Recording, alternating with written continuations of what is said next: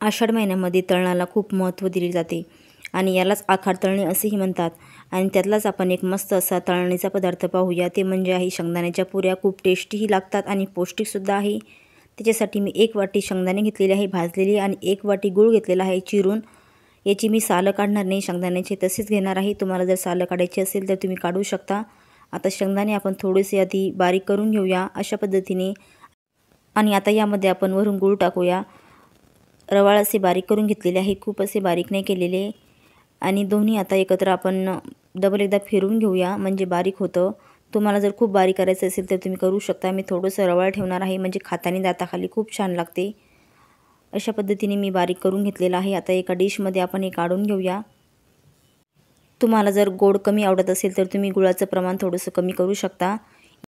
आषाढ महिन्यामध्ये पाऊस पडतो आणि वातावरणामध्ये सुद्धा गारवा असतो आणि आपला गूळ हा उष्ण आहे, त्यामुळे तुम्ही गुळाचे पदार्थ मुलांना देऊ शकता। खूप पौष्टिकसुद्धा असतात आणि पोटभरीचे सुद्धा आहेत। मुलांच्या टिफिनलासुद्धा तुम्ही ही पुरी देऊ शकता। आता ही पीठ घेतलेलं आहे भिजून मी, गव्हाचं पीठ। नॉर्मली आपण जे पोळीला पीठ वापरतो तेच घेतलेलं आहे। तुम्ही रवासुद्धा वापरू शकता, रव्याच्यासुद्धा ह्या पुऱ्या तयार करू शकता, पण मी गव्हाच्या पिठाच्या बनवणार आहे।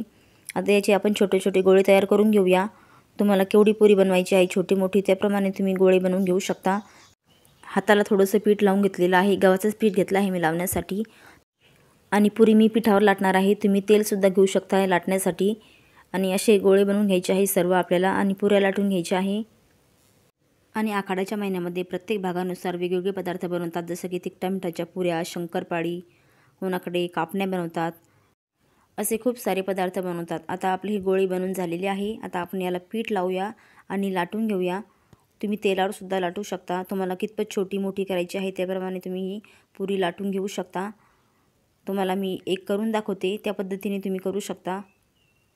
आता ही लाटून झालेली आहे, दुसरीसुद्धा आपण याच प्रकारे लाटून घेऊया। खूप अशी पातळसुद्धा करायची नाही आपल्याला, नाहीतर तेलामध्ये फुटते।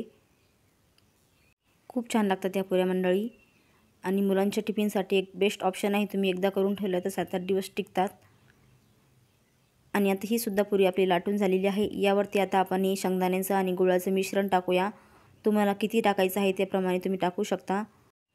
आता याच्या मधामध्ये हे मिश्रण मी टाकून घेतलेलं, वरतून दुसरी लाटलेली पुरी ठेवायची आणि याच्या कड्या व्यवस्थित आपल्याला अशा दाबून घ्यायच्या आहे, म्हणजे तेलामध्ये अजिबात फुटणार नाही। तुम्ही पाहू शकता, असं प्रेस करायचं आहे काठाने आणि मस्त अशी पॅक करायची आहे।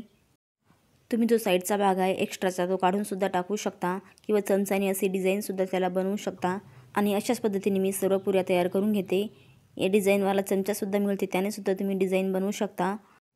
आता सर्व पुऱ्या मी अशाच प्रकारे तयार करून घेणार आहे। इकडे तेलसुद्धा मी गरम करायला ठेवलं होतं आणि तेलसुद्धा छान असं गरम झालेलं। यामध्ये आपण टाकून देऊया ही पुरी तळण्यासाठी। खूप गरम नको आहे आपल्याला तेल, तेल आपल्याला मीडियम गरम करायचं आहे। तुम्ही पाहू शकता तेलामध्ये टाकल्यानंतर आता वरती आलेली आहे थोडीशी, आपण पलटी करूया आणि पुरी अजिबात फुटलेली नाही, तुम्ही बघू शकता तेलामध्ये, म्हणजे कडा व्यवस्थित दाबायची आहे, नाहीतर तेलसुद्धा खराब होतं आणि पुरीसुद्धा खराब होते। मस्त गोल्डन ब्राऊन कलर येईपर्यंत आपल्याला तळून घ्यायची आहे लो फ्लेमवर। मस्त अशी टम्म फुगलेली पुरी आपली तयार झालेली आहे मंडळी।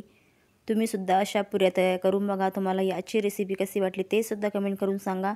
चॅनलवर तुम्ही नवीनच पहिल्यांदा आला असाल तर चॅनलला लाईक, शेअर आणि सबस्क्राईब करायला विसरू नका। भेटूया अशाच मस्त टेस्टी भन्नाट रेसिपीमध्ये। तोपर्यंत बाय बाय मंडळी।